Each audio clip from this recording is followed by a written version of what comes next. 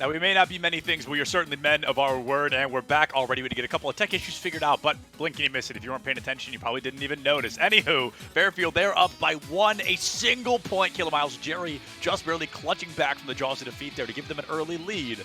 But with 2 more games between these two and 4 more players from each side, this clearly can still go either way. Yeah. And, well, I feel like the thing that you need to do if you're Siena, it's so easy to say, is you gotta be a little bit more careful with your spacing game. Yeah, Against Dr. Mario in particular, it is a little tougher because you've got the up smash out of shield, a very good option. You have up B out of shield, a frame 3 option. And the Dr. Tornado out of shield actually is great because of the win box as well. Yeah, absolutely. And I think, Jerry, like you said, really kind of taking advantage of the fact that a lot of people probably don't know the Dr. Mario matchup super well. I talk about that all the time because I play Olimar, and people aren't at home practicing their Olimar matchups. So Jerry might have kind of that same idea here. Probably very familiar to playing against Lucina. She's a very common character, but Dr. Mario definitely not so. And Jerry really coming out very strong here. Phenomenal combo, trying to find Ascent's first stock in the first 30 seconds. Yeah, this moving multi-hit, the Dr. Tornado, I feel like that's been the defining feature of this matchup thus far. Trying to use the pill to convert into a kill, but instead you find yourself off stage. But Jerry's able to get back on stage with an up B out of lag to immediately take Ascent stock. Such a powerful tool. Ascent, oh my goodness, what a great combo there. A very simple one, but racks up, I believe, about 30% all in all. Jerry looking for some extra damage here. Every single hit until Jerry loses that first stock is nothing but additional credit. That extra credit goes a long way. Let's see what Jerry's going to be able to do. 113. Can he get that 44 any higher? It looks like they are going to last even longer. Again, they just keep Ascent in disadvantage. They're not comboing them, they're just keeping them in a position that makes it so you're not really sure what options as you up B straight into the Dr. Tornado. That beat out Lucina's up B? What is this move? I had no idea. I mean, racked up an additional, what, 10%, 12% on top of it. Jerry now 150 full rage. Dr. Mario, the Doctor, is certainly in, but Ascent is looking to take him out. There's another great elimination there. Jerry finds that second stock. I mean, a 3 stock here would be great, but I was going to say, feels pretty unlikely, right? And as I say, Jerry is going to lose that first stock. Still large and in charge, trying to find that final stock onto Ascent. Yeah, these stray hits, again, none of these are combos, but they just keep Ascent in positions where they keep drifting back into Jerry and setting themselves up for Jerry's combos. Finally, Ascent was barely able to get Jerry off stage, but good stage control, getting straight back into center. We've got to remember Jerry's still in kind of that extra credit deficit right now. He's got 70% on the second, while Ascent is down 90% on their third and final stock of the round. These are best of 3s, I believe. So this is going to be, Jerry wins this one. That's going to be it for this first round here. And with that tornado sending you off the right side of the stage, no! And that pill all the way down, it's going to make you panic. It's going to make you roll and right into the Doctor's forehead. And that's what the Doctor ordered. Jerry with a 2-0 over Ascent. Oh, man, Ascent definitely wishing they had an apple right now to keep that Dr. Mario maybe a little bit further away, but Jerry just constantly grinding down Ascent. Like you said, just no real combos, but a whole bunch of poke damage, constantly being in the way, finding the opportunities to strike when they mattered most, just like that final stock there. Read the roll flawlessly, a perfect read, and now that's going to give Fairfield a great opportunity to start things. Yeah, all in all, just very quick option, not option coverage, but choice of option. Like, it feels like Jerry already knows what they were going to do. Like, that sounds like such a stupid thing to say, but a lot of players, they need to think before they act. And if you just know what to do, you're just going to be faster every time. Absolutely. And Jerry, I feel there's a bit of a shaky start. You know, we saw it early. I think Jerry was the first one to lose their first stock, and maybe even the second before Ascent lost their first. But all things considered, Jerry really did turn it around, finding some great opportunities, winning the second game much more convincingly than the way they were able to win the first. But a win is a win nonetheless, and Fairfield now find themselves up 5-0. We're going to find out in just a bit who the new players coming in are. But Siena, you know, they're down, but by no means out. A 5-point turnaround would be quite easy, especially considering one player can gain a maximum of 8 points, I believe. So if somebody comes in and just gives us the show of a lifetime, they can, you know, really knock Fairfield down a peg, but it's really going to depend on these next players who starts to beat out who as we move further into the series. Yeah, and as we wait on those player picks, I just wanted to comment on Jerry real quick, because I remember a big part about Jerry was that they play a lot of characters. They're a generalist. They're all over the place. But clearly, those picks are not based on the tier list at all. It's just based on who they're feeling at the moment, which honestly, I love to see at this level. I mean, you're not going to pull out the Dr. Mario as a counter pick for Lucina. Regular Mario has trouble with Lucina. No, that's just a soul pick right there. Yeah, that is a the cards are right, the stars are calling me kind of pick. That is one that we are probably not going to be seeing much more often. I'm excited to see Dr. Mario because that's not a character we get to see often. Those are usually my favorites, the ones we don't see as often as we'd like. You know, the Jigglypuffs, the Ice Climbers, which I still haven't seen here at the EGFC, but somebody do me a favor, bring out those Ice Climbers. Anyway, I'd love to see those unique character choices and those things that these players, these teams aren't bringing out. And as I mentioned earlier, it's also really interesting to see how well these players can adapt to a character they definitely don't expect to go up against, these Olimars and these Game & Watches and so on. It's really interesting to see, you know, are they going to lose the matchup because, you know, it's bad for their character? Are they going to lose the matchup simply because they aren't familiar with it? Yeah, it's all about sort of fishing for information almost. Like, if you vaguely know this character as a combo breaker, you've got to just do a down throw and wait. See if they're the kind of person to immediately mash that combo breaker out of it, or if you can maybe get away with some more slippery stuff. I'm really wondering, you know, as we move forward into this, I wonder if it's going to be Siena bringing out somebody that is going to be a little bit more aggressive. Bivers on the Falco is who comes to mind straight away. A very aggressive, very successful player. They're going to bring that out early in an attempt to make up for lost time, or they're going to maybe they have a roster going into this, maybe they're not going to shake anything up, but I wouldn't be surprised to see either Knight or Bivers, you know, two very strong players that we talked about even before the broadcast, to see them come in and try to clean up this lost ground would make the most sense. But I also don't know Fairfield's roster super well, at least currently in its standing, so I wonder if, you know, is Siena's strongest going to be as strong as Fairfield's?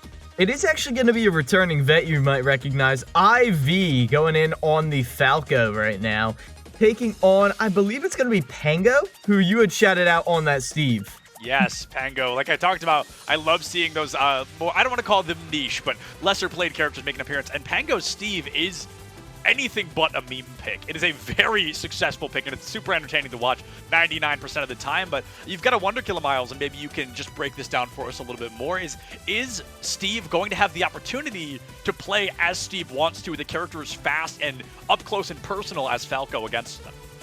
I really think you are.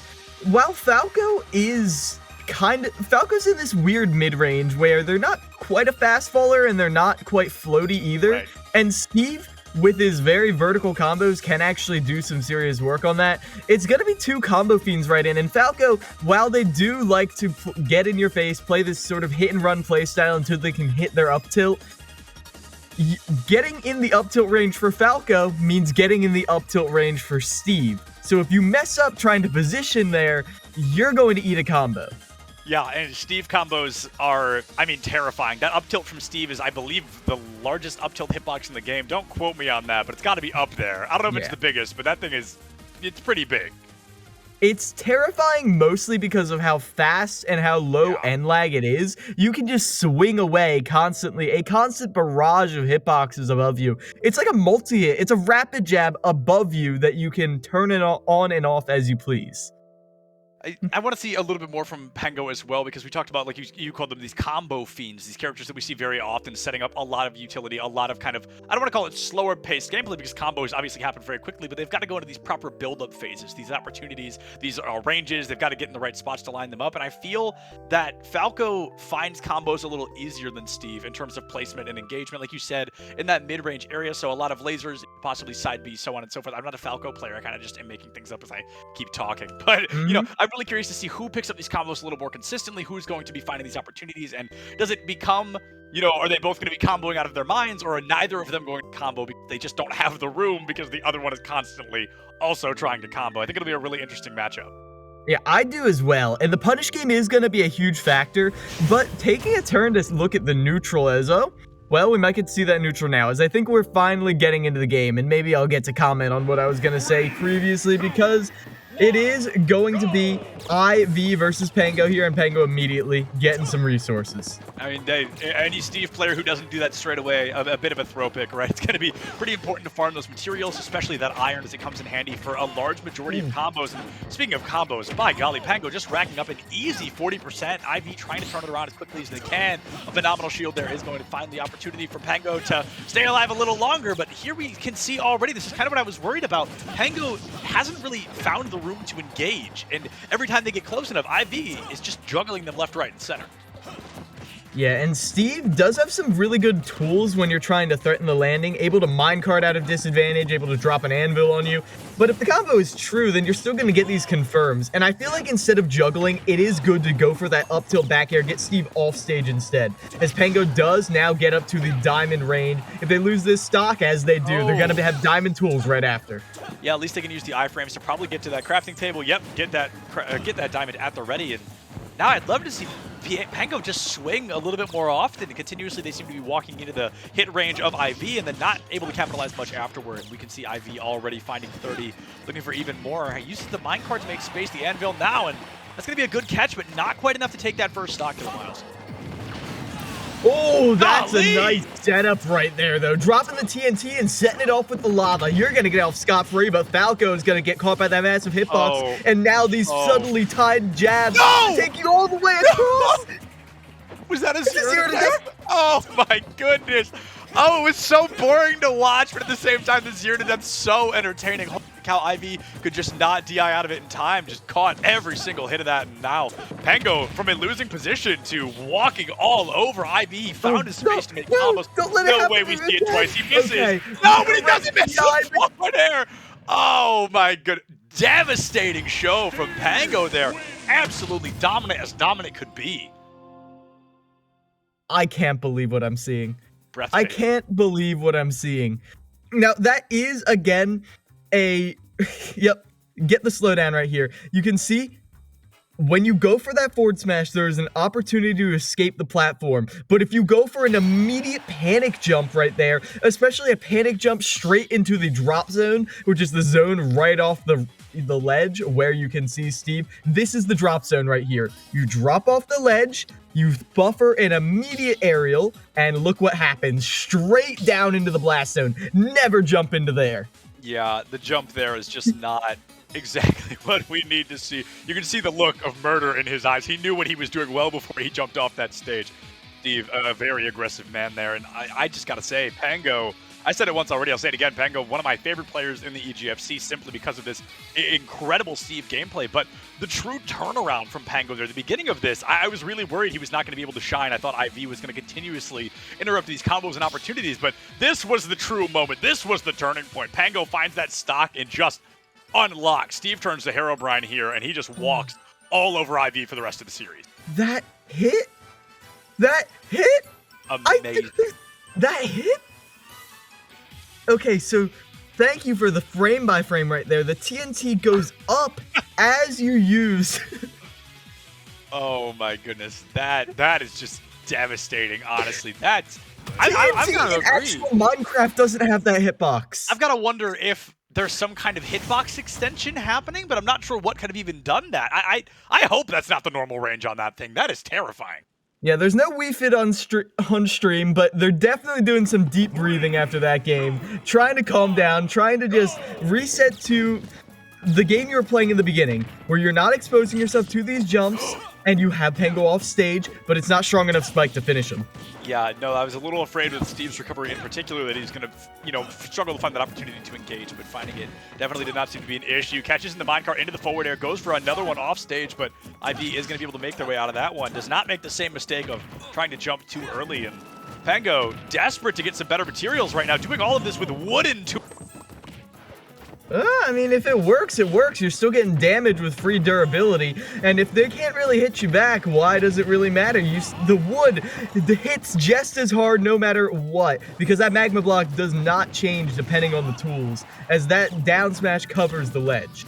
Yeah, that magma block, beyond incredible. Truly powerful. And the hitbox on the magma block is what I was trying to talk about earlier. I mixed up what his up tilt and what his up smash were. But, just an incredible performance so far from Pango. And I like the change of pace, we're seeing a lot more aggression, a lot more utilization of the magma, of the flint and steel, the lava bucket as well, and it's given IV a run for their money. Pango finally reaching that 80 percentile on that first stock, farming as much extra credit as he can, walking IV across the stage once again. He's not going to go for the kill yet, misses the lava bucket. They're back at square one. Yeah, it would have been a huge overcommitment to go all the way out right there, so instead goes for the lava.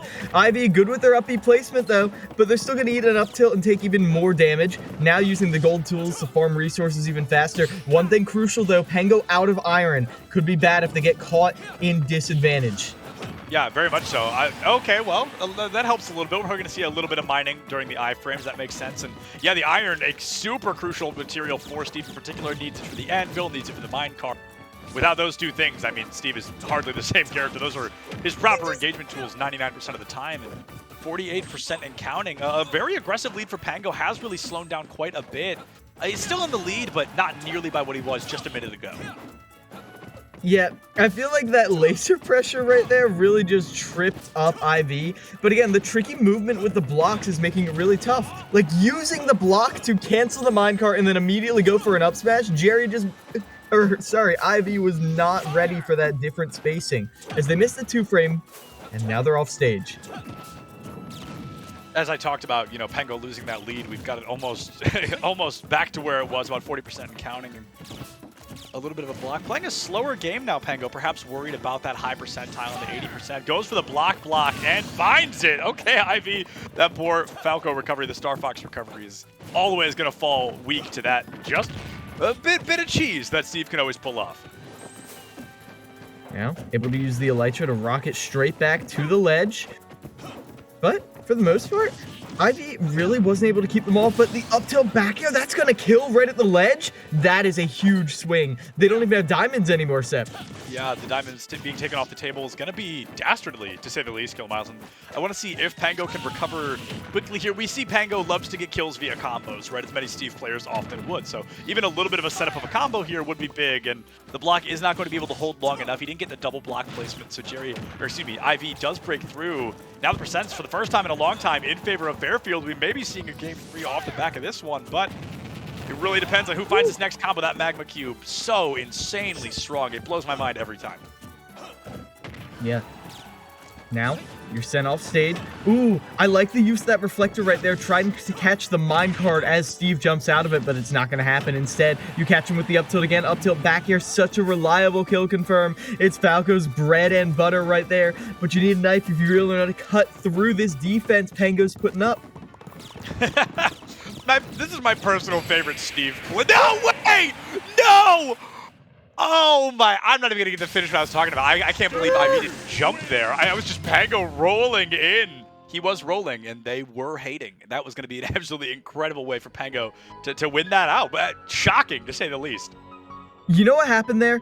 This is what happened earlier, you remember? Ivy was pressuring again and again with these lasers, and they just stood there and fired at them, so Pango said, all right, react to this then. Comes right back in. It's a complete reversal of what happened last time. And yeah, Ivy taken out. And Pango getting a bit of a lead right now for Fairfield.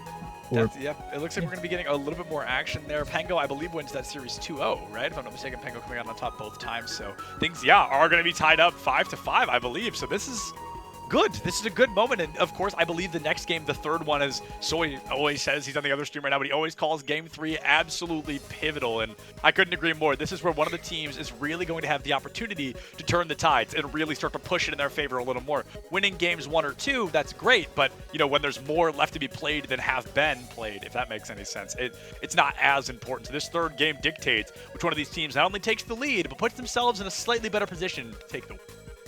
Yeah, and now we're going to have a casual come in. And this is a character I think you might like to see. They're a newer player who rocks the Game & Watch. And I feel like Game & Watch, maybe one of the best just online option coverage picks you could in this very pivotal game, as Soy once said, is you don't want to be caught off guard by matchup, so you send in a character who can really make their game plan work in any matchup.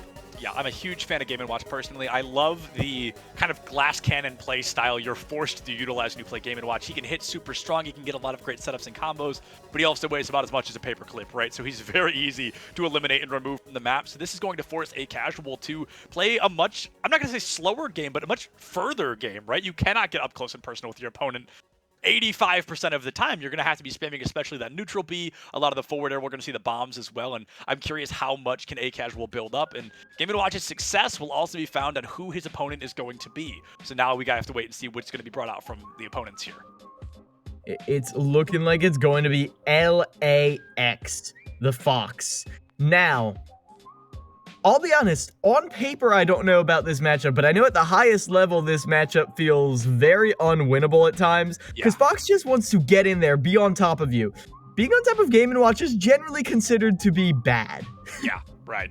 It's definitely going to be tough. And even if you do get up there, like you said, it's tough to get back out. Game & Watch can really sneak up on you. I mean, he's got the manhole cover, which creates some great distance as well. And the chair, I don't even remember which move that actually is. I just know he pulls out the chair. Is a great space maker, especially if Fox is to utilize that that side special in, that side B. That may be something that can be punishable down the line. Of course, I'm hypothesizing entirely. I've seen LAX play like one time, but I'm thinking general Fox mistakes here. The only real issue is I believe that LAX may be able to rack up a lot of free damage just with that neutral beat, that classic laser. That's going to be something that we need to keep an eye out on, and how the beam, the laser, whatever it's called, I don't know. The blaster right there. Blaster, sure. I don't know. I don't like the Star Fox characters. Listen, I understand that, and it is a really good tool in neutral for unstaling moves and just racking on extra damage, as you said. You gotta remember, though, Game & Watch has that bucket which absorbs any energy-based projectiles. You go for that laser, and you are feeding in one of the most powerful attacks in the entire game. Very true. I actually completely blanked on the bucket. It's been a while since I've seen the Game & Watches, so I'm very excited to see what is going to be brought to the table. Is it going to be Battle of the Projectiles, or are we going to see LAX forced to not use that blaster at all? You know, have to try to play a mid-range with no blaster, but you also can't get too close. But if you're Game & Watch, you also can't get too close. I don't know, Killer Mouse. This is going to be really fascinating because I feel like neither of them can properly engage the other. Yeah, I definitely agree with you right there. I feel like Game & Watch has the slight advantage because while Fox has very low ending lag on his moves, it's definitely a little harder, with the exception of that short hop up air, to just have them out constantly. Game & Watch can pretty much always have a hitbox out somewhere around his body. So you've got to find the angle in that Game & Watch is not covering at that specific time, and hope your timing is right. Timing may be the name of the game here, all things considered. I think it's going to be all about who knows what tempo to be playing. You can't get hyper aggressive and you can't get entirely defensive. You're going to have to find this beautiful middle ground, because I feel like a lot of characters can lean a little into one or the other. Both of these as well, you know, but against one another. I think we're really going to see a pivotal situation for these teams, a very unique matchup, one that I'm not sure I've ever actually seen. So this is going to be a very slow or very fast. That sounds so stupid to say out loud, but I feel like we're either going to see a hyper intense, like up to 11 game, or a much slower paced one where we're going down to 1 or 2 minutes left on the clock by the end of it. I think you're right on the money there, Sept. The thing about this matchup is that I feel like it is Fox who has to slow it down. Because if Fox is constantly going in and Game & Watch knows that Fox is always going to be on top of you, that gives a massive advantage to the Game & Watch, because Game & Watch loves to know when you're going to be on top of them. So you've got to mix up aggression and defense. You've got to mix up aggression and camping to make sure that Game & Watch, A Casual, does not know when Vox is going to be right on top of them. Right. So mix-ups, perhaps, maybe the name of the game. It maybe just who wants to play a little more out of their comfort zone, out of their expected strategy. Because I feel Game & Watch lesser so, but both of these characters are in the limelight relatively often. It's not surprising to see them in a competitive ladder here or there. I believe A-Fly in the EGFC also plays Game & Watch. So we see him a little bit here. We see him in top 8s or top 16s of Super Majors as well. And then Fox is just Fox. Has been around, will be around. Certainly not going anywhere. And I feel both these characters have some pretty predictable play styles and movesets, combos that we expect to see. And like I mentioned at the beginning of this, what has now turned into a rant, one of these players is going to have to really spice things up, really change their play style, and make sure they're playing unpredictable. Because if you play too far into your own strengths, it might turn into a weakness. Well, now that you say that, Sept, I am diving deep into my notes to make sure that I have not confused A Casual and A Fly, because they do both have A in their name. However, we have confirmed that it is in fact a Game & Watch, so if you have an A in your name, it like A Fly, A Casual. Yeah, notice how Killer Miles and I don't have A's in our name, and neither of us play Game & Watch. Yeah. You're pointing that out. As here we go. We're getting this. No! All the analysis, all the hard work, how great!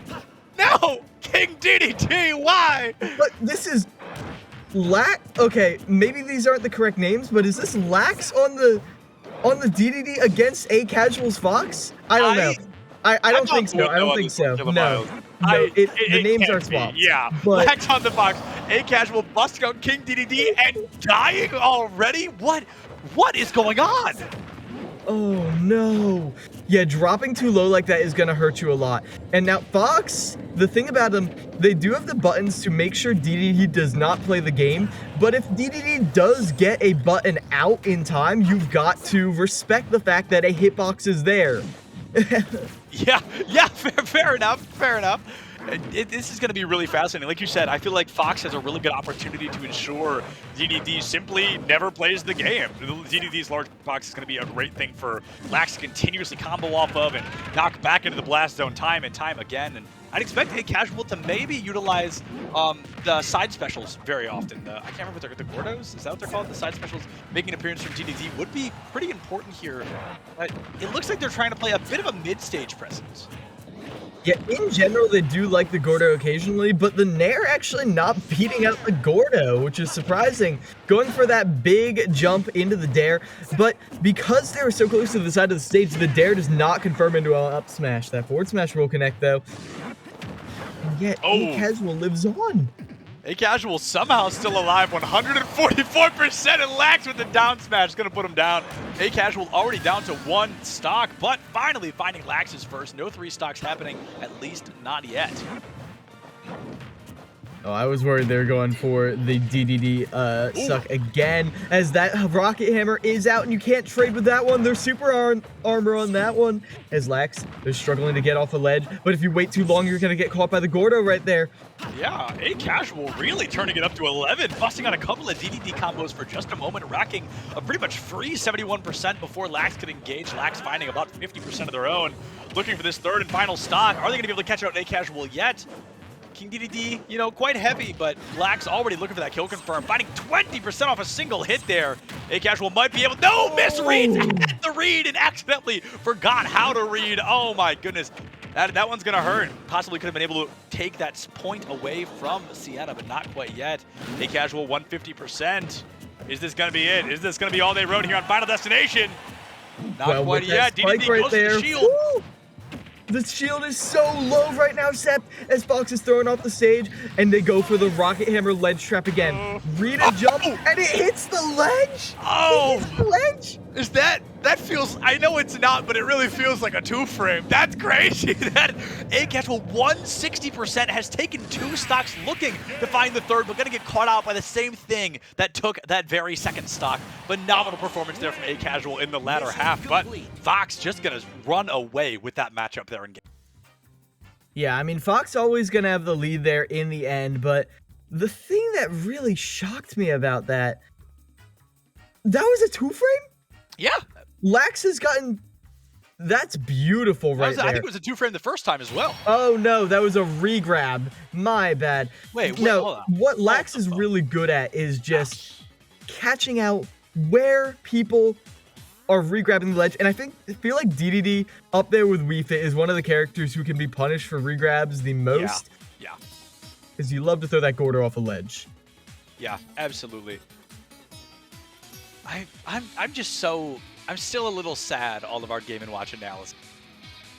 was null and void as soon as the game started. But I've got to say, I am excited to see King DDD. I think that's very exciting. That's one of those characters we definitely don't see as often. I'm not sure who in their right mind would have a character pool that is Game & Watch and DDD, but hey, it was definitely interesting. That much I'm sure of.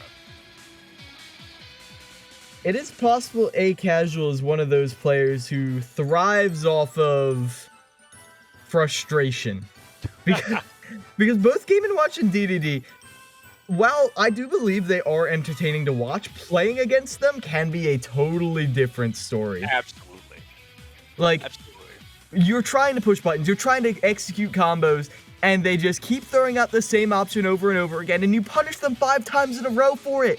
And then it hits because you misspace it, and you messed up once, and then all of a sudden you're on the receiving end of a major punish. Really interesting about King DDD is I feel he's very feast or famine, very punish or be punished in his playstyle, where if you're playing appropriately, you can really find the proper engagements and you can punish a lot of ledge grabs like we talked about with those Gordos and the hammer. But if you are playing a little bit too fast, a little bit sloppy, or if you're not able to find that mid-stage presence, you're just going to get punished over and over. DDD, especially with his recovery, incredibly easy to punish, and I feel like we saw that happening a little more to A Casual than they may have. Yes. At this point, we are now getting some stage bans underway. I feel like you got to take a second to think, to breathe after that one. There was some nice stuff there. I did like how they got their ledge trapping at times, but they only got a real true ledge trap set up like 3 times. Like, they sent the Gordo slowly bouncing towards the ledge and then charged a down smash at roll distance, and it would have covered jump. It would have covered neutral getup. And the way you would have beaten that is do an option before the Gordo gets there or use an appropriate aerial, but they didn't do either of those because there's just so much coming at you that you're not sure what to pick.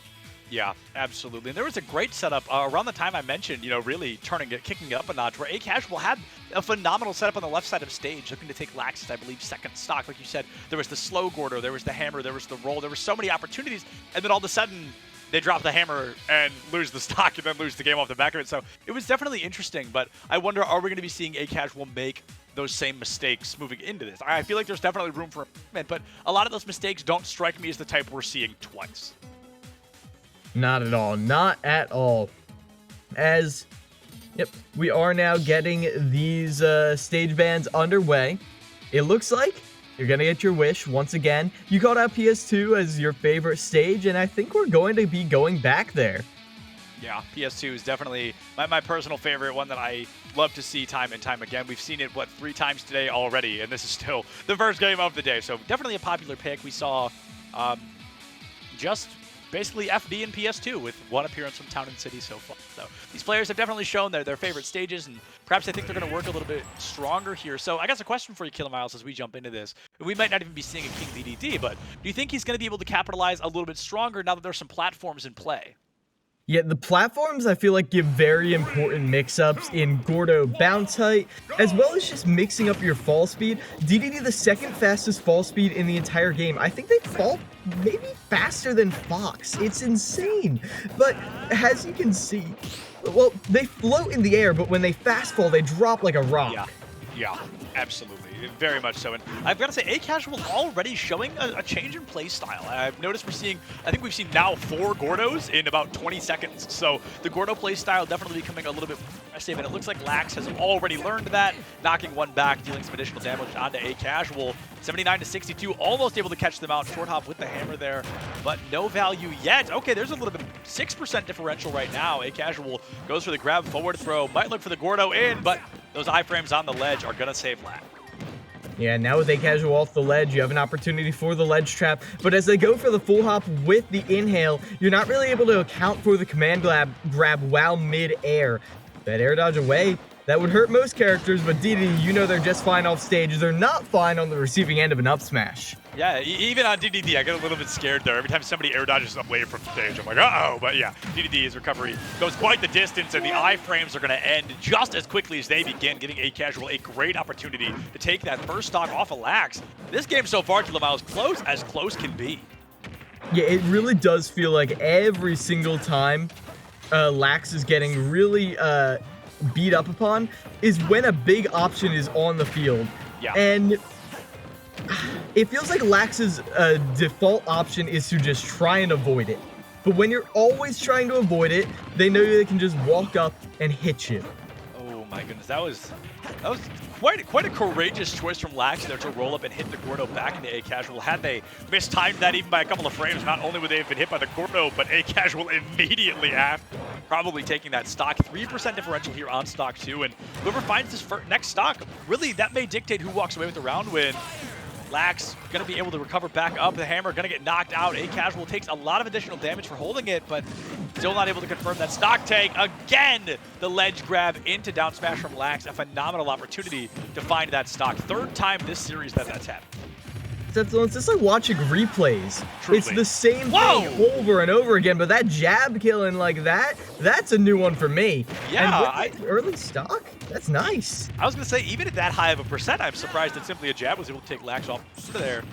The Gordo going to get side specialed in. That's going to deal a lot of additional damage onto A Casual, but they're able to rack that damage right back up onto Lax. This is still incredibly close so far. I've got to say, much better than, or much more entertaining rather than that first series we watched. And I think it may have a lot to do with the fact that A Casual didn't lose their first stock 15 seconds in. Yeah, rightly so, Seth. As at this point, I don't blame Lax at all for slowing the pace of the game down when they know A Casual is gonna go for these heavy options again and again and again, even when they're not hitting. The up tilt, the down smash, anything they can to get that one big hit in. Because when you're going for reads, you only need to be right once. Yeah, absolutely. And something that I think could benefit A Casual, which is going to be difficult to comment on playing DDD because he's a slower guy, but I feel A Casual relied perhaps a little too much on those charge moves. The hammer, the forward smash, the up smash, and it really gave Lax on Fox, an incredibly fast character, a lot of openings, a lot of punishable moments that were capitalized on very quickly. So I think if A Casual could find a way to maybe play a little bit faster in terms of moveset, that could go a long way for them. Yeah, I feel like that definitely is the play. They do seem to have a pretty good, handle on getting reads, considering the amount of time they got charged Rocket Hammer. If you connect that move at all, you've got some sort of read. But the thing they seem the best at is instilling fear into your opponent, making their opponent feel like a deer in the headlights. And even though Lax won that, you could still tell they were sweating by the end. Yeah, I think that was probably a little bit or a lot of bit closer than Lax wanted it to be. It's going to be that danger close situation where it's just scary. It really is going to be that scary opportunity. And Lax, a win is a win, but winning by only a single point there is not going to be as impactful as you want it to be. We wanted to see one of these teams walk away, over doubling the score, really running away all 8 points, but instead only 4 on the board. So that pivotal round, not nearly as pivotal as we thought going into round 4. I assume Siena is going to send out either Bivers or Knight. I'm not sure which. If either, we may see somebody else. And on the side of Fairfield, I'm truly not sure who's going to be brought to the table. But either way, I think round 4 may be replacing round 3 in terms of that pivotal energy. And it is going to be Bivers, who you had mentioned before.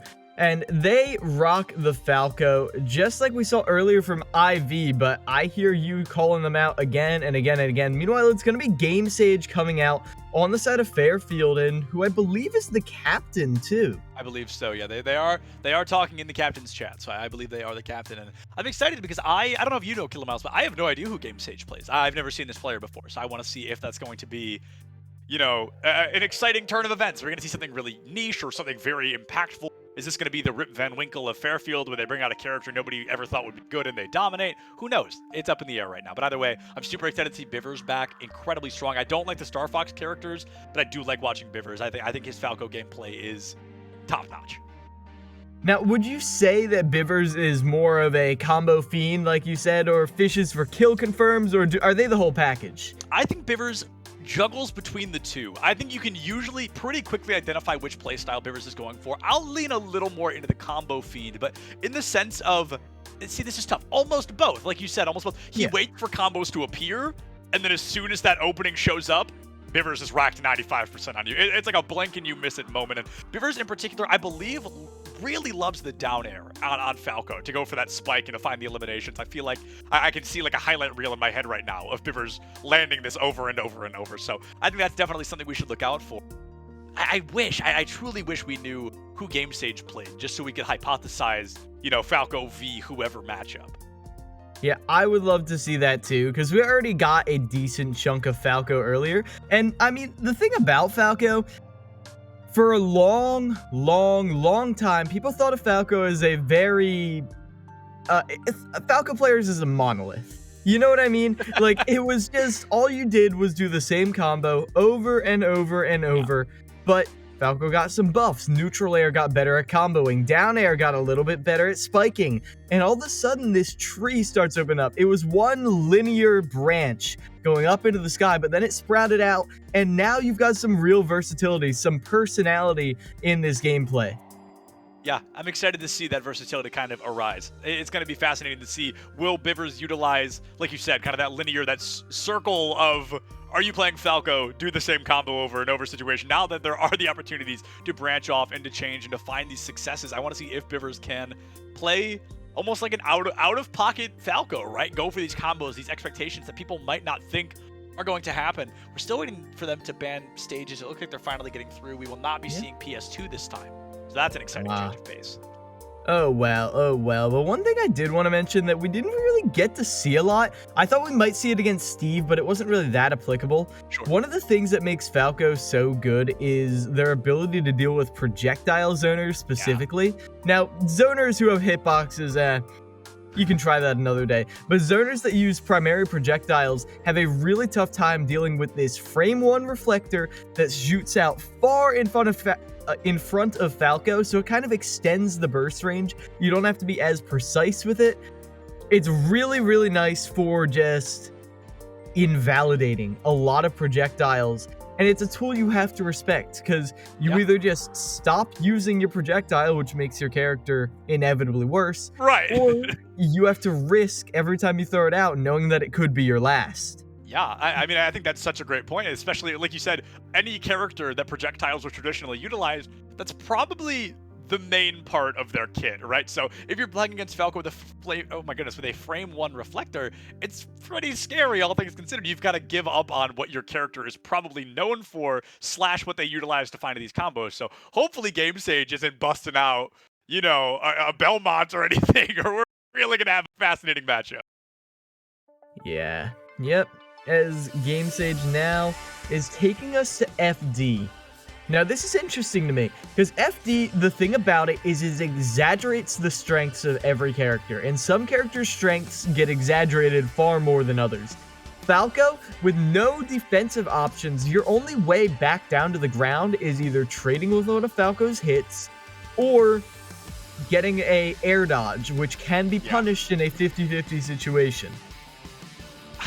Oh man, these are the moments I don't like. Like, I want to find out so badly what Game Stage is bringing to the table, and I believe the stage has been picked. Okay, I was just about to say, where are we going? Oh my goodness, here we go. Falco v Game & Watch. So there is a Game & Watch in the mix here, Kilomiles. This is going to be fascinating. Oh, it's a button check. L. Ooh, tomato. However, the thing about this Game & Watch... Oh wait, are they just going right into it? No. Okay.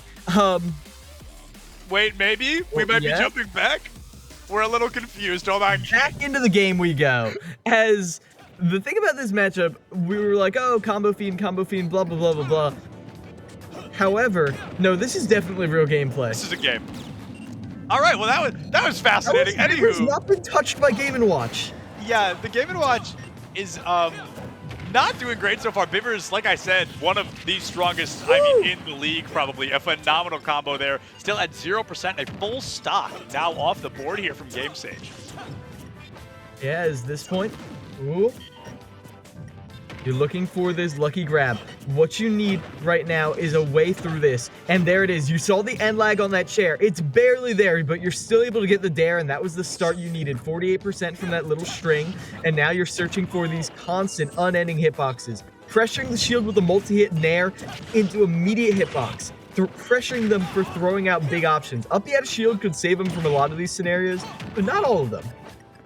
Yeah, a lot of scenarios, like you said, but not them all. Okay, huge shout out Game Stage, busting out that side special. Oh my goodness. Oh, he goes for it again, only able to find a 1. I love the judgment, one of my favorite moves in the entire game, not even just for Game & Watch, but it's going to be that down smash that finds that first stock onto Bivers. Game Stage 116. I mean, that is beyond killable on a Game & Watch. Like I talked about earlier, dude's as heavy as a paperclip. Gonna find the grab, but unfortunately not the back throw he was looking for. Oh, the bucket is full, Kilamiles. Oh, and he missed! Oh, devastating. Yeah, the bucket off a ledge.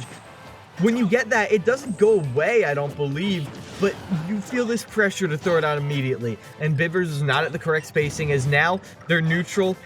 It's back to what it was on stock 1. Safely spaced aerials using landing hitboxes to trick up Game Stage's shield drops. And ultimately, you're not able to get huge options. Throwing out the chef, you're not properly spaced, and Falco's massive full hop will let you jump right on top of that little flat man. Yeah, and I want to jump back to a great point you just made a minute ago, Kilamiles, talking about how the bucket, once it's full, there's so much pressure on you to use it, because if you die with it, it does not come with you to the next stock. You will lose all of the projectiles you have farmed up to that moment. So these Game & Watch players, they have such, like you said, that weight on their shoulders. Get it out before you lose this stock, and 8 out of 10 times, it's probably not working well. Now Game Stage down an entire stock, and like I talked about, Bivers just so good at this rush down, simply not giving Game Stage time to play the game. You truly cannot react fast enough when Bivers hardly lets you move. Ooh, a nice nair to start things off, but not able to follow it up, but no! That's gotta hurt. That has gotta hurt right there. That's emotionally damaging. Oh my goodness, that's devastating. Game Tries- Stage goes for the down air. Yeah, I think they were trying to do a down air at ledge, I think so too. but hey, sometimes you miss your spacing, and when you're down that much, yeah, let's see here. Go for the down air. I think just facing the wrong way. No magnet hands on that. Ah. No. Yeah, it would have been brutal either way. Now, there are very few times where I like to say, oh, they just need to do this one thing to win a matchup, because that is Right. never the case. We didn't see up B out of shield once. Once! That move invalidates characters, and I guarantee you most of those Falco aerials, with the exception of maybe some of the landing hitboxes, will be punished. And oh. Oh, okay. Our producer's telling us that he jumped backwards when he used the down air, so perhaps there's an interaction there that prevents the... Yeah, he... Oh, okay, so he Yeah, he the jumped down air backward and then interrupts used your it. momentum Okay, I get right it, I get there. it, okay. Interesting. So for those of you at home that didn't get it like I didn't for a minute there, he jumped backward and then down aired, but didn't go as far backward as he wanted, therefore not getting close enough to the ledge to grab it, sending himself into the shadow room.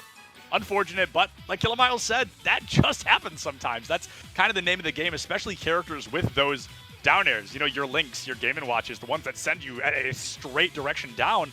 More often, or maybe not more often than not, but unfortunately often we will see players do that. And the use of landing hitboxes, I think, is one other thing I want to shout out about Bivers' playstyle, because constant, non-stop pressure. That's what I was feeling from Bivers. When you were off stage, when you're on stage, when you're shielding, it doesn't matter. They're going to find a way to make you slip up in your defense. As they use the landing hitbox of forward air and mix it up with landing nair into down tilt, they're different timings on when that hitbox comes out. Looks like we're going to be jumping into our next game in just a minute here. Bans are coming through. I want to know, Kilamiles, do you think there's a stage that could be brought out that might work a little bit better? You know, I think any stage with platforms, right, may be a little bit more in Game & Watch's favor. Yeah, I don't think Final Destination is honestly the worst. Right. Falco, though, primarily kills off of the side with some very rare exceptions.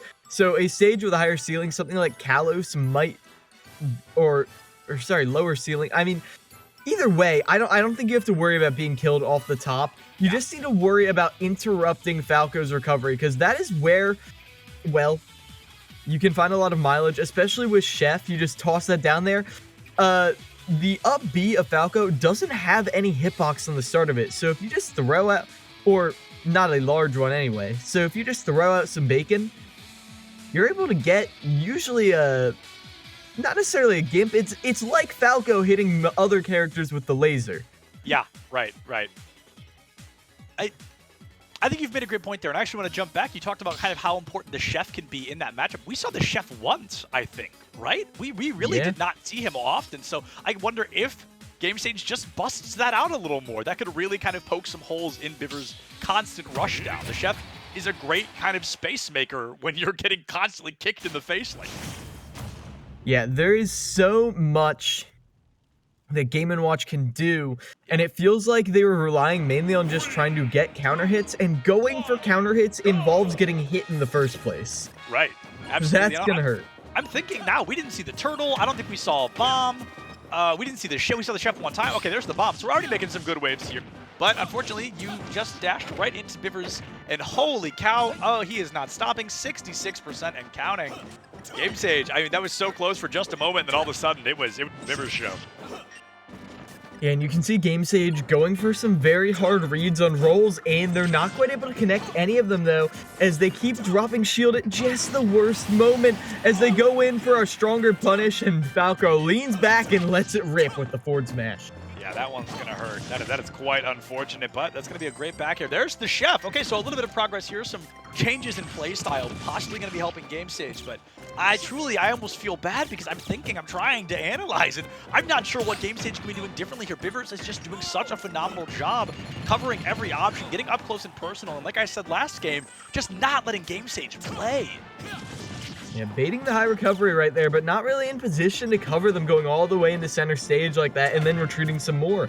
Good stage control by Bivers right there as they hold stage, waiting for that aggressive down air and punishing it hard. This is just a phenomenal showing from Bivers. I mean, I said at the beginning, one of my favorite players in the EGFC, a phenomenal performance every time we see him. And I did not seem to slow down during our season break. Holy cow, he is coming in swinging here. I'm trying to make a statement early. Yeah, very early statement indeed, Sept. They're trying to just find their way through this no man's land in the center, in between these two platforms. The platforms are your safe haven, but going out into that center stage right there, even though center stage is usually a good thing, on PS2 in particular can actually be a detriment when someone is holding under a platform right like that. But they actually use that reflector right there. I shouted out the reflector to get around the chef.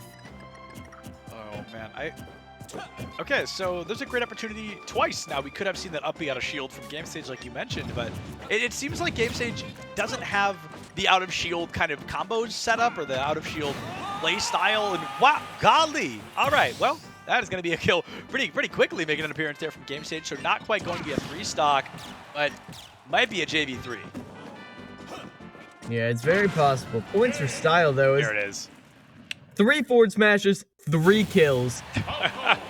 Short, Bivers really ran away with it in that one, getting a hard read on the options that they like to choose off a ledge, specifically that down air off a ledge, and punishing accordingly every single time. Yeah, I mean, if it ain't broke, right? If it ain't broke, certainly do not fix it. We've got one more set coming up in just a minute here. It'll be the closing set. I feel that pivotal game we were looking for kind of just happened, right? Siena, they have really found themselves down the line in a positive situation. I believe that's going to be 14 points, I think, 15 points around that marker. But either way, Siena very clearly really starting to take the lead here. Yeah, and there it is. The down air off of the ledge that Bivers would take over and over and over and over and over. Even though you managed to get that panic up tilt, it was still not as well as, again, it does feel like also they were scared. The fear has been a big theme throughout today, Septilence. You're scared, so you dash back, and then you're DIing awfully when you get hit by the forward smash. Yeah, I definitely do not disagree. We have seen a little bit of fear, a little bit of perhaps uncomfortability in matchups, which then leads to that more fear. A couple of crucial mistakes were made along the way, and Siena has really started to capitalize off the back of this. Now, we've got from Siena College, Knight, an iconic player that you and I have talked about even before the broadcast. We mentioned that he is incredibly strong, one of the strongest, I believe it's Shulk players in the game. And Fairfield, they're bringing out a player named Near Infinite, which I have not had the opportunity to see yet, but I don't know if you know anything. I know nothing about Near Infinite, but I do know about Knight. Now, Knight, I actually interviewed them at the start of the season. They are under the... they are on the quest to take back the spot of MVP. I don't believe they ever had it officially, but it was them and another Shulk who were in contention for MVP, and the other Shulk I've got a hunch on who it might be. Left at the altar right there, and now they're back at it for revenge, for their redemption. They are here to put on a masterclass in Shulk to gain back their deserved MVP spot, question mark? Yeah, I think, had I to guess, the other Shulk may have been Bako from Quinnipiac, who during semifinals last year, no, quarterfinals last year, reverse 3-stocked 4 times in a row. Which it was Soy and I on the mic, and by the end of that day, I thought I had gone insane. It was honestly one of the craziest things I've ever seen in Smash Ultimate. So, Bako, I'm going to say, you know, by no insult tonight, but Bako is certainly some big shoes to fill. That kid's got a clutch factor like no other, and I'm really excited to see it tonight. I want to watch this road to redemption, this road to reclaim a title that Knight possibly never had. That's very exciting. I want to see how that goes down the line, and I wonder if Near Infinite is going to be another stepping stone here, or is Near Infinite going to bring out something unlike we've ever seen before here in the EGFC? Well, if you're going to bring out a powerful anchor never before seen, now's the time to do it. You can't win, but you can definitely make up in the point differential. And right now, that's very important as we approach. We're past the halfway point step. We're getting into the final stretch. After just a few weeks, we're going to be really keeping an eye on that point differential. Yeah, absolutely. And for the first time today, I'm going to do a little bit of a spoiler, but the first time today, we're actually going to be seeing Smashville. So that's exciting, a bit of a stage change. And I assume Shulk is going to be brought out by Siena's Knight. And Near Infinite, as we've mentioned, we've never seen before. So they could bring out literally any of the thousands, it feels like, characters here in Super Smash Bros. Ultimate. Is there anybody or any style of character that comes to mind for you right away, Killer Miles, where you're like, oh, Shulk's going to get dumpstered? Is there any archetype of character that you think Near Infinite could bring out to give them a leg up? I feel like Shulk does sometimes. I'm not going to speak as an authority on the Shulk matchup, sure, but I feel like in general, Shulk sometimes suffers against characters that rush you down. Yeah. Specifically hit and run characters. People like Greninja, who can slip in as soon as Shulk throws out one of those big hitboxes. It doesn't have a lot of end lag, but it takes a while to get another one out after you throw out one of the big ones. So you get in there, you get it down till you get your 50%, you get out. You get in there, you get another 30%, you get out. You get in, you get the kill confirm, and then you restart game plan. Yeah, absolutely. It'd be hysterical if Near Infinite busted out like a Sonic right now and just spent the next 21 minutes just running in, hitting, and getting out. But I would be shocked to see a Sonic player, to be honest. Either way, it's going to be a little bit of momentum coming out on the side of Siena. They are large and in charge right now, 15-5. And as we jump into this fifth and final set, it is a Pokemon trainer being brought out. Pokemon trainer, like I mentioned at the beginning of the broadcast, one of my favorite characters in the game to watch. Oh yeah, me too. I mean, Pokemon trainer, in general, just has some amazing sauce on all 3 of the characters. The issue is you have to hit them to actually land it. Shulk, though, is actually having trouble hitting this little menace that is Squirtle. Oh, Killer Miles, I couldn't have said it better any other way. Squirtle, truly a menace to the very definition of the word. And he's, like you said, he's so little that often there's a lot of moves that will simply go right over his head. And maybe we're seeing that happen a little bit with Knight, but I'm going to say Near Infinite playing a very strong Squirtle game so far. We've got to wonder, is that where the road stops? A lot of Pokemon trainers have that weakness where they're only good with 1, or maybe if they're lucky 2 of the Pokemon, but you truly need all 3 to perfect this playstyle. I certainly agree. And right now, I feel like what Near Infinite is doing is using only Nair when you go off. No! Whoa! The chunkiest forward smash right there. And Squirtle's a light little lad. You're going to be taken right off the side of the screen right there. And now, Knight has the lead. Truly just unfortunate. Whoa, my goodness, any other Pokemon would have lived. But like you said, Squirtle, not known for his heavyweight durability. And we saw already a demonstration of that Ivysaur, but I've got to comment on how quickly Near Infinite just boosted past that Charizard. I want to keep an eye on that, see if Charizard makes an appearance at all, or is it going to be mostly Ivysaur, mostly Squirtle. I want to talk about another thing as well. Bobby Time, Pokemon trainer for DePaul, arguably one of the strongest players in the EGFC as well. He is the best Pokemon trainer I've ever seen. He talks about how important it is to utilize Squirtle in the low percentiles. And then I think he said around that 65, 75 mark, you've basically got to swap off Squirtle and probably not come back until the next stock. So it looks like Near Infinite is starting to play a little bit more like that, perhaps even a little early, just now reaching that 55, but hugging this Ivysaur, looking for that easier to land damage. I love what I just saw Knight do there. Puts on the smash art, and then as soon as they lose the one situation they're looking for, immediately takes it off. They're in the speed art, and immediate switch to shield as well to avoid getting carried away by that up special again. Near Infinite, though, actually holding a lead on Knight. Yeah, I mean, and phenomenally so. I talked about wanting to keep an eye on that Charizard. It looks like we're going to be seeing Charizard early here. 65%. I mean, a Flare Blitz could put Knight right into the Shadow Realm, but it looks like Near Infinite's going to be playing it a little slower, a little more cautious, especially because I believe that Flare Blitz does add damage to Charizard. I believe it is a damage to character. Yeah. So it's important to not, overcommit to that by any means. It also takes you, way off into the stratosphere, so we want to keep an eye on it. Or I guess it doesn't go up, it goes sideways, but you get the joke. All right, anyway, we're saying good night tonight's second stock, and Near Infinite back on the Squirtle here as high as 90%. As we learned earlier, that is one forward smash away from death. Yes, they went for that early gimp right there, trying to call out an uppie above the ledge, but Knight is a disciplined player. They're not going to give that to them, as the speed art gives them some early percent combos, but they're not able to quite connect them, not fully committing onto it, which is good, because I don't think they're fully safe on hit, and you don't want to be caught by Ivysaur too close. The character can box for some reason. Yeah, it feels like Near Infinite has perhaps fallen out of sync.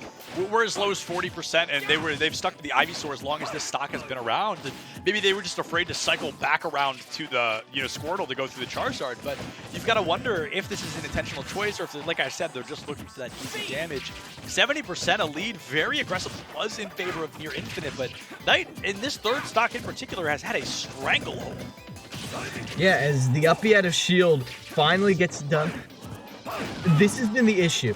They've been keeping it even, and then they get to kill percents, and Knight is very aware how to take this stock out. They have a dead set game plan. Meanwhile, it feels like Near Infinite is just sort of cycling through options, waiting for one to connect. Yeah. Go ahead. I was just, I don't like to use the word predictable, but I feel like Near Infinite is definitely looking for the same kind of combo, the same setup over and over. And I liked the word you used earlier to describe Knight, very disciplined. And I think we're seeing Near Infinite kind of meet the wrong side of this disciplined sword. These setups are becoming perhaps a bit too predictable for Near Infinite to succeed so late in the game.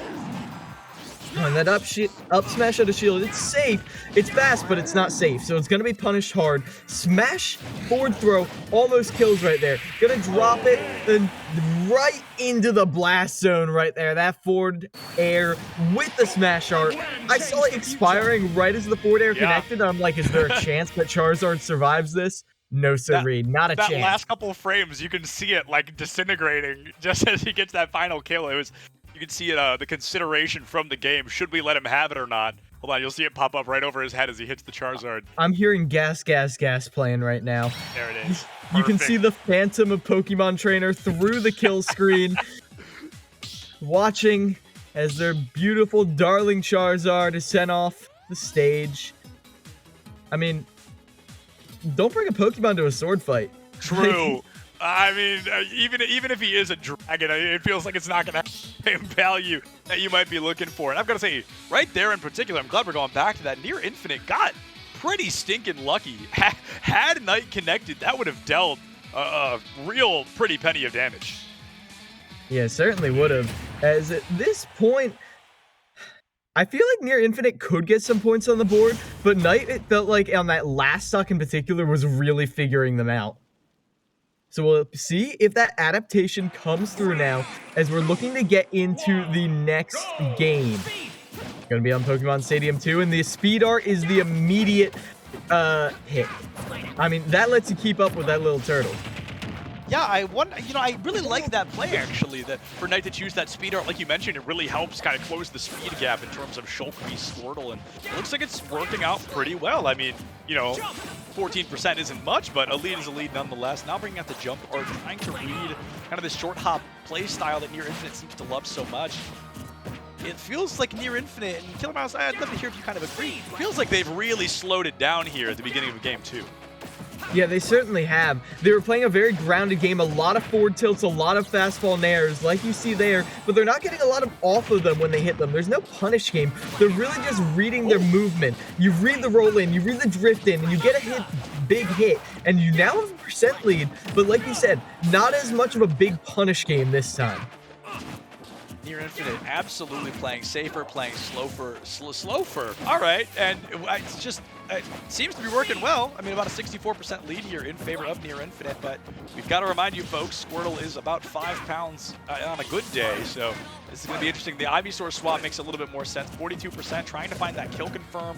Wouldn't be surprised to see a grab back throw into up air scenario, or just a up air. That's going to be able to do it. Be able to rack quite a bit of damage, and now I feel we're seeing that same issue that we saw last game. Near Infinite really seems to struggle on finding consistent kill confirms. Ooh. And you see, there are actually 2 hits on that back air, so you're able to power through the first Razor Leaf. You're gonna get caught by the up smash, but power through the first Razor Leaf and then hit the Ivysaur in the second one. Very nice. Ooh. They just sort of bounced their back right off the platform as they switched to that jump art. And the shield art now used, it gets them out of that little combo in the early percent. Now you're not going to have it for a little bit.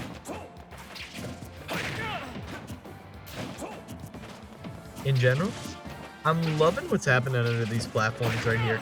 But nothing's happening at the moment because that Razor Leaf, it really controls underneath the platform so well. It's a slow-moving projectile. You have to respect it because if you go for the clank, it's going to hurt. You can go for the counter, of course, but, well, as you can see, that's not always guaranteed. Yeah, certainly not. And okay, well, there goes Knight's second stock. Near Infinite going to be still in that third stock situation. I unfortunately think... Hold on. Okay, now I think it's not possible for Fairfield to come back. I'm trying to do math, but I'm really bad at it. Yeah, I don't think it's possible for Fairfield to win this. Oh, yeah, no, okay, not good. at all. Our producer just confirmed. I was thinking if Near Infinite was able to 3-stock this one and then 3-stock the next one, that's 8 points, and I think that would have given them the lump sum they need. I don't know. Anyway, hypothetical math is beyond me. Either way, points are important at the end of the season, so it's to see Near Infinite going just as aggressive can be here. 60% on both here. Near Infinite might be able to take us into a game 3. Yeah. I mean, Knight doesn't want to let that happen. You've got your honor, you've got your MVP status on the line as they just keep spacing these forward airs. A very strong forward air in the game because of how much it cleaves through the air. It covers above you, it covers below you. Does everything a growing Shulk could ask for. A growing Shulk. Yeah, absolutely. Or but it's Shulk. insane how close this game could be if, never mind, that's such a stupid comment. I was going to say, if Near Infinite had lost that stock earlier on, we saw a lot of Smash Bananas making an appearance. And I'm curious, can Knight really find the opportunity to turn this around?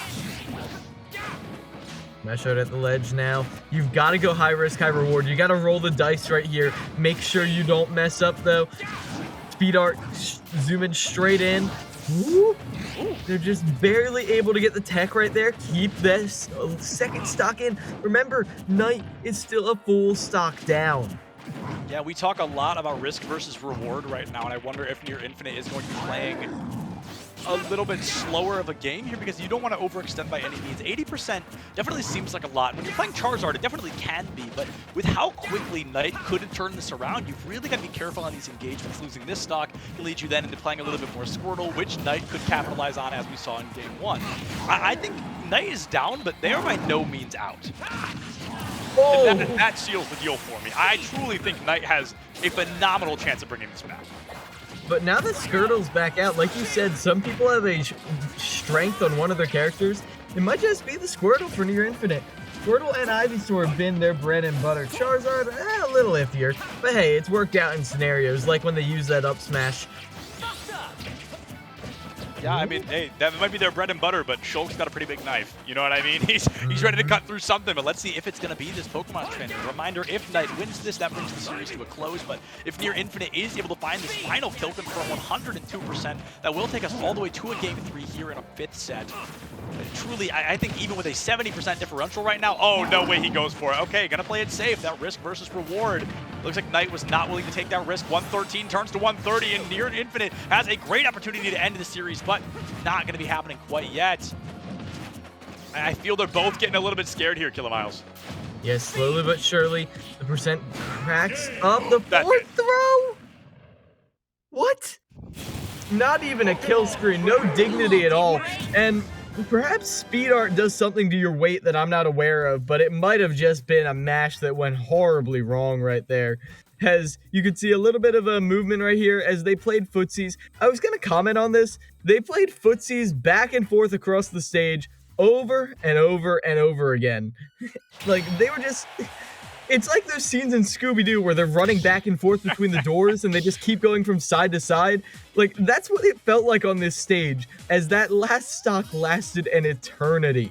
Yeah, it really did. That last stock was a scary one, and I mean, credit to Knight, desperate to try and turn that series around, and unfortunately wasn't able to clutch out that final opportunity. But we've got one more game left in this series, Siena versus Fairfield. After this, I believe we have Mississippi versus George Washington, which is going to be quite an interesting matchup earlier in this series. I actually talked about, I said, oh, are they going to be the Rip Van Winkle of Fairfield? Because Rip Van Winkle, one of my favorite players in the EGFC. I've been saying that a lot. I've got a lot of favorites. I've been here for a while, but I'm super excited to see what both those teams are bringing to the table. Before we get to that, we've got to wrap this one up. Siena, they walk away with the win today. The question is by how much? This Game 3 of Set 5 is going to determine just. Yeah, and honestly, this has been a really big turn of events for Near Infinite. It's a player that you're going to have to respect from here on out. Absolutely. Knight, as you can see, is clean. They are clean, they are disciplined, and they are very well aware of their character's limitations and confirms. And yet they still are struggling to track down these little Pokemon creatures. I mean, every single time you think they've found something, they slip away with a backdash. Or they were even using a lot of wave dash backs. I feel like that was more of a Knight's thing. Knight was using a lot of wave dash back in neutral, and then Near Infinite started doing it too, and they're just sort of slipping and sliding all over the place as they've used this micro positioning option to really try and bait out options. Hey, and another first today in terms of maps, we're going to be jumping over to Small Battlefield. All right, so we're swapping over to the Pithra, which I just love to say because I know it Pithra's off a lot of Smash players, but we've got the Pyramithra going up against this Pokemon trainer once again. And Kilomiles, do you give an initial advantage to either of these on the map choice alone here?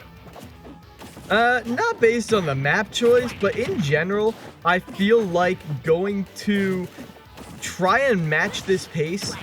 I feel like Shulk of the sorties, given that speed art is a thing, is more comfortable with moving at the speeds Mithra provides, but it's still kind of a rush having it all the time. But using that Nair as a good shield poking tool consistently, that's just the awareness I'm looking for. Yeah, absolutely. And the awareness, I think, is going to be the name of the game. Almost more here with Pyramithra than with Shulk, which sounds crazy because Shulk, you're juggling 1,000 things at once, but it's going to be important to know almost the same conundrum that Pokemon Trainer has. When do you swap? When do you utilize certain aspects of these characters? Wow, I can't believe Near Infinite did not get hit by that at all, but it looks like we are now going to be jumping onto the Mithra train. Let's see what Knight is able to do. Mithra a little bit faster, a little bit floatier, and then Pyra heavier, also hits a lot harder. So it's going to be maybe the same way we see them playing, Squirtle and Ivysaur. Squirtle doesn't do much, but Ivysaur hits like a truck. Maybe it's going to be kind of a very similar matchup here. Yeah, it's quite possible, Zeppelins, as they land down with the Pyra. So even if they got hit, they still got a little extra weight to keep them alive. Now using that Blazing Edge, it gives them stage control, and now you're in a juggle situation, but you're going to go back to Mithra so you can pressure that platform. Still, though, that Razor Shell Slot, whatever it is, it's still getting caught by a lot, and getting caught by that up there. It's going to hurt. Yeah, 100%. Knight losing that first stock, and you've got to wonder, Miles, the risks of changing characters on stage 3 of a 3-stage series, right? I mean, Near Infinite is going to be bringing out the same character, Pokemon Trainer, 3 times in a row, but for Knight to swap, and I'd say a pretty aggressive swap at that, I feel like other than, you know, the swords, there's not a whole lot in common between Shulk and Pyramithra, so I feel like the playstyle change could be more damaging than helpful. Yeah, maybe for winning this set, but it's seldom that you get a very high-level player to practice your secondary against. It's possible that they just want to try it out. Maybe they weren't quite feeling Shulk for that matchup, and they're like, maybe Pyramithra will cover it instead. Yeah, and there's definitely a bit of comfortability for Siena, right? Like, they've won no matter how this third game goes. So maybe you're spot on. Maybe this is just a nice opportunity to practice that secondary. And speaking of seconds, Near Infinite is going to be knocked out of their second stock. Charizard coming out early. The backer finds some purchase, but not going to be able to find that kill. Now swapping to Pyra, one dragon versus another. And it's going to be pretty much coming down to who finds the second stock and who should be able to walk away with the victory. Ooh, a nice extension right there, 37%. Not the biggest Pyra can get, or Mithra can get, but still, certainly going to give you the edge in. It's a foot in the door, and maybe, just maybe, you can get a little farther in, but not if you can't get around that Flame Breath. That Flame Breath is deceptively dangerous. Like you said, really something you need to keep an eye out on. Grab into up throw. Not going to be enough to take that second stock. Near Infinite, I like the aggression we're seeing. 50% on Charizard. You're basically 0 on anybody else. Charizard gonna really take a hit. Can certainly pack a punch. Gonna be able to find that second stock on tonight. Near Infinite in a really good position to win this. Yeah, pack a punch and pack a smack right there. Catching them with that up smash. Now at this point, the Blazing End comes out. Puts Jerry off stage, or Near Infinite off stage again, but the Prominence Revolt still not going to kill, even on the platform. Oh, that's such a long-lasting hitbox, but Near Infinite had the wherewithal to jump off ledge, avoid it, and then go for the spike as well.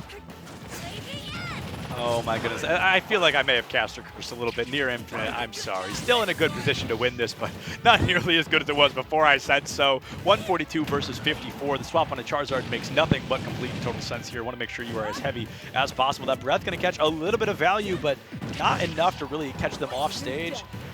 That's just simply the up smash, right, that we continue to see from Near Infinite there? It really seems to be their favorite attempt at a kill confirm. Well, yeah, it's one of the fastest up smashes out of shield in the game. Might even be the fastest. And well, on such a big character, it's hard to cross up enough where you're not going to get hit by it. Yeah. Mithra might be one of the only characters who can, but even then, it's very precise. Yeah, it's definitely going to be quite the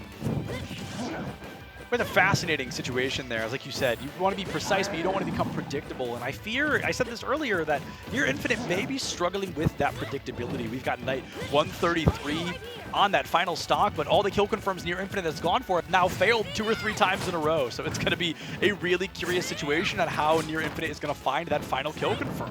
I'd love to see the Flare Blitz, but just nothing from that yet. Yeah, I think I respect them for not going for a very ballsy option like that. If you go for that, that will be the last move of the game one way or the other. Fair enough. You know what? Fair enough.